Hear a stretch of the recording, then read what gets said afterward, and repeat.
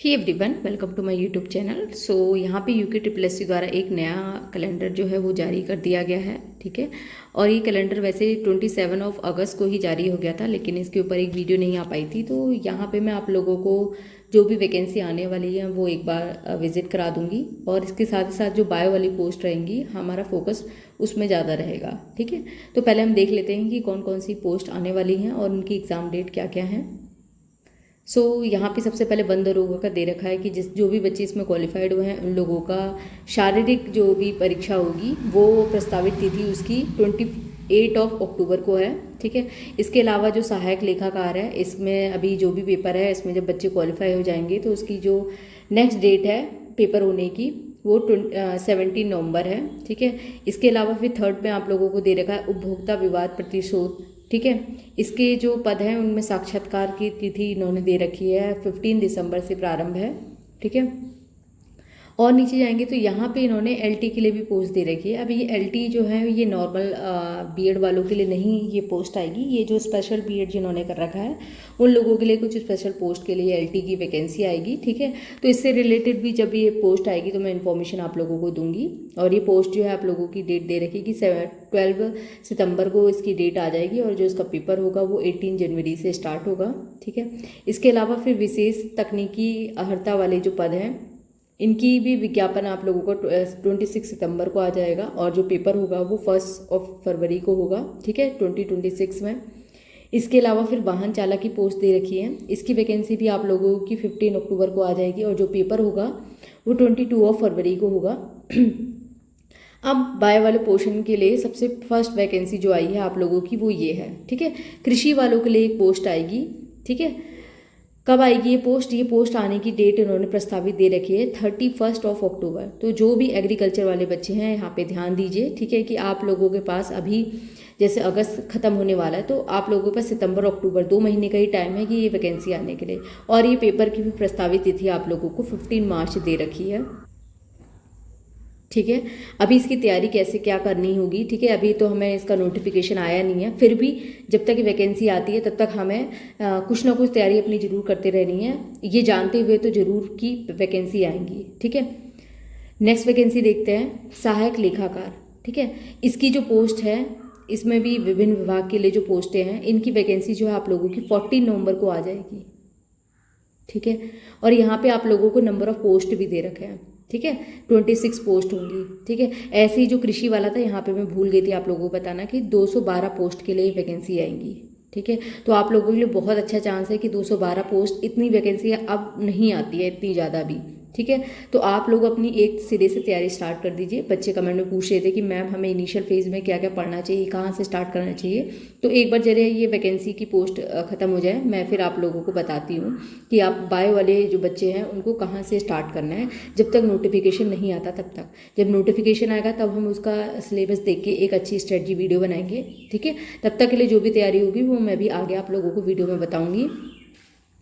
Same ऐसे सहायक लेखाकार की जो है 36 पोस्ट आएंगी, और उसका जो पेपर होगा उसकी प्रस्तावित तिथि 29 मार्च को है।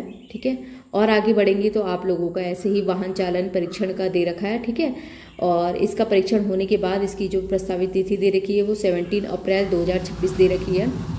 इसके अलावा आप लोगों की सामान्य इंटर स्तरीय जो परीक्षाएं होती है जैसे कनिष्ठ सहायक और व्यक्तिगत सहायक, इसकी आप लोगों की 386 पोस्ट आएंगी। बहुत अच्छी पोस्ट है, बहुत ज़्यादा पोस्ट है। ठीक है, तो इसके लिए भी आप लोग उत्तराखंड वगैरह और जो भी चीज़ें हैं वो पढ़ना, सामान्य ज्ञान वगैरह पढ़ना स्टार्ट कर दीजिए। इसका नोटिफिकेशन जो है 5 दिसंबर 2025 को आ जाएगा, और जो इसका पेपर होगा वो 10 मई 2026 को हो जाएगा कंडक्ट। ठीक है, सेम ऐसे ही आईटीआई के लिए आप लोगों की पोस्ट जो है वो टोटल आएगी आप लोगों की 41 पोस्ट आएंगी। ठीक है, और यहाँ पे इसकी जो प्रस्तावित तिथि है वो आप लोगों की 24 दिसंबर दे रखी है, और जो इसकी एग्ज़ाम होगा वो आप लोगों को 31 मई को हो जाएगा। नेक्स्ट आप लोगों की वैकेंसी देखते हैं तो वो है आप लोगों की विज्ञान के लिए पोस्ट आएंगी, और कितनी पोस्ट आएंगी इसके लिए सिर्फ और सिर्फ अभी आप लोगों की 4 ही पोस्ट आएंगी। ठीक है, और इसकी जो तिथि है वो प्रस्तावित वो 7 जनवरी है, और इसका जो पेपर है वो 7 जून को कंडक्ट हो जाएगा। ठीक है, इसके अलावा स्नातक स्तरीय यानी जो ग्रुप सी की जो पेपर होते हैं इसके लिए 48 पोस्ट के लिए दोबारा वैकेंसी आएगी। ये आएगी आप लोगों की 21 जनवरी को आएगी, और इसका जो पेपर होगा वो 21 जून 2026 को हो जाएगा। ठीक है, इसके अलावा जो ये टंकण वाले पेपर हो रखे हैं, ठीक है, इनका पेपर होने के बाद में जो भी इसका साक्षात्कार वगैरह होगा ये आप लोगों को 30 जून 2026 को होगा, ठीक है। अब यहाँ पे बोल रखा है कि इसमें जो भी रिक्त पदों की संख्या है स्तंभ 3 में, ठीक है, यानी जो भी यहाँ पे रिक्त पद दे रखे हैं, आगे आगे पीछे भी दे रखे थे, इनमें जो भी है वो घट बढ़ सकती हैं इनकी नंबरें, ठीक है। और जो परीक्षा तिथियां हैं इनमें परिवर्तन भी किया जा सकता है। ये जो अभी डेट है ये अभी प्रस्तावित है, ओके। और हो सकता है आने वाले टाइम में कुछ अलग वैकेंसियां भी ऐड की जाएं, तो आप लोग घबराइएगा मत कि बायो की सिर्फ 2 ही पोस्ट आएंगी, एक विज्ञापन वाली और एक आपकी कृषि वाली, ठीक है। जैसा आप लोगों को पता है कि एलईओ का भी मामला चल रहा है, तो hope so next year LEO की भी रिलेटेड वैकेंसी आ जाएगी, ठीक है। सो यहाँ पे आप लोगों ने सारी पोस्ट नंबर देख ली थी। एक बार मैं दोबारा से बताना चाहूँगी, ये जो ऊपर की साइड आप लोगों को दे रखा है ये रिक्त पदों की संख्या है, ठीक है। तो जैसे एलटी वाले के लिए 128 पद हो गए, ठीक है। मैं बायो वाला पोर्शन बता रही हूँ। कृषि वालों के लिए आप लोगों की 312 पोस्ट हो गई, 212 पोस्ट हो गई, ठीक है। ऐसे ही फिर और आगे बढ़ेंगे तो आप लोगों का विज्ञान स्तरीय के लिए 4 पोस्ट हो गई, ठीक है। तो यहाँ पे आप लोगों का कैलेंडर कंप्लीट होता है। अब आप लोगों को तैयारी कैसे करनी है हम उसको देख लेते हैं, ठीक है। तो अभी आप लोग देख रहे हैं कि ये तो UKSSC का कैलेंडर है। आगे आने वाले टाइम में और भी वैकेंसी इसमें ऐड ऑन होंगी, ठीक है। अभी इसमें थोड़े ही टाइम के लिए कुछ जो वैकेंसी उपलब्ध होंगी वो यहाँ पे शो कर दी गई हैं। अभी आप लोगों के पास कौन कौन से पेपर हैं, तो कृषि वाला पेपर है, ठीक है। इसके अलावा विज्ञान का भी इन्होंने दे रखा है कि पेपर आएगा। इसके अलावा स्पेशल बीएड वालों के लिए जो पोस्ट आएंगी वो होंगी, ठीक है, एलटी की, ठीक है। और इसके अलावा अभी आने वाले टाइम में आप लोगों के एलईओ की वैकेंसी भी आएगी, ठीक है। अब इन सब में सबसे ज़्यादा कॉमन चीज़ क्या है? सबसे ज़्यादा कॉमन चीज़ है आप लोगों का bio portion, NCERT bio portion. वो तो हर पोर्शन में ही आप लोगों का हर सिलेबस में ही रहेगा, चाहे वो कृषि वाली वैकेंसी आएगी, चाहे वो विज्ञान वाली आएगी, या आप लोगों की एलईओ वाली भी आएगी, ठीक है, एनसीईआरटी बायो। तो अभी आप लोगों को क्या करना है, जब तक वैकेंसी नहीं आ रही है तब तक आप लोगों को क्या करना है, आपकी जो एनसीईआरटी से स्टार्टिंग करनी है, ठीक है। जो भी नए बच्चे हैं जिन्होंने अभी तक पढ़ना स्टार्ट नहीं करा, आप लोगों को क्या करना है, सबसे पहले आप लोग क्या कीजिए, क्लास 11th और क्लास 12th की एनसीईआरटी पढ़िए, ठीक है। बायो उठाइए और इसकी एनसीईआरटी को कवर करना स्टार्ट कीजिए। आप लोग इसके लिए क्या कर सकते हैं, ऋतु रतेवाल मैम की वीडियो देख सकते हैं। अगर आप लोगों को पढ़ने में इंटरेस्ट नहीं आ रहा है, किसी की वीडियो देख के पढ़ना है, तो ऋतु रतेवाल मैम है जो नीट की प्रिपरेशन कराती है, वो 11th-12th को बहुत अच्छी तरीके से कवर कराती हैं। आप उनकी वीडियो की मदद ले सकते हैं, लेकिन आपको एनसीईआरटी परचेस करनी पड़ेगी। और एक बार जब एनसीईआरटी कर रखा है, पढ़ लिया आपने, तो इसके फास्ट रिविजन के लिए आप लोग क्या कर सकते हैं, केटी सर की एक बुक आती है, उस बुक का नाम है पावर बुक, ठीक है। तो वो आप लोग बुक ले सकते हैं। मैं उसका नीचे कमेंट में डिस्क्रिप्शन बॉक्स में उसका लिंक भी डाल दूंगी। अब ये बुक लेके क्या होगा, ये बुक जो है आप लोगों की एनसीईआरटी की ही समरी है, ठीक है। ढंग से सुनिएगा आप लोग, ये एनसीईआरटी की ही समरी है, ठीक है। और इसमें एनसीईआरटी को बहुत ही अच्छे तरीके से चार्ट फॉर्म में कवर करा रखा है, ताकि आप लोगों को रिवीजन में हेल्पफुल रहे। इसमें टोटल एनसीईआरटी नहीं है, मैं कहूँगी कि 95% एनसीईआरटी इसमें तभी भी कवर कर लिया है। इसीलिए मैंने आप लोगों को कहा कि सबसे पहले आप लोग क्या कीजिए, एनसीईआरटी जरूर परचेज कीजिए, ठीक है। और उसके बाद क्या कीजिए, उसको पढ़ने में दिक्कत हो रही है तो ऋतु रतेवाल मैम की वीडियो लीजिए, उनसे 11th-12th के सारे चैप्टर एक बार कवर कर लीजिए। केटी सर की उसके बाद बुक लीजिए, आप लोग पावर बुक लीजिए, ठीक है, और फिर रिवीजन कीजिए। और इसके बाद आप लोगों को क्या करना है, एमसीक्यू प्रैक्टिस करनी है। अब एमसीक्यू प्रैक्टिस कहाँ से करेंगे, वैसे मैंने आप लोगों को एक वीडियो पहले भी पावर स्टॉक करके प्रोवाइड करा रखी है, तो वो वीडियो आप लोग देखेंगे। उसमें मैंने काफ़ी सारे एग्ज़ाम के नाम दे रखे हैं कि इन ये पेपर आप लोगों को सॉल्व करना है। तो यहाँ पे मैं समरी फॉर्म में लिख देती हूँ, आप लोगों को क्या करना है, PYQ सॉल्व करना है। PYQ कौन सा सॉल्व करना है, जो भी पेपर होते हैं, चाहे वो UKSSC वाले हों, चाहे वो UKPSC वाले हों, ठीक है, UKSSC वाले हों, चाहे वो UKPSC वाले हों। तो इतना आप लोगों को करना है अभी के लिए। क्या करना है, पहले 11th-12th की बायो पढ़नी है, ऋतु रतेवाल मैम की वीडियो देखनी है ताकि एनसीईआरटी अच्छे से कवर हो जाए। उसके बाद रिवीजन के लिए केटी सर की पावर बुक ले लेनी है और फिर PYQ सॉल्व करना है। अभी के लिए जब तक वैकेंसी नहीं आती, 2-3 महीने का जब भी जितना भी टाइम है, पहले आप लोग उतना कवर कीजिए। अगर आपका इतना भी कवर हो जाता है, फिर उसके बाद आप लोगों को क्या करना है, आपका एनसीईआरटी कवर हो गया है, ठीक है।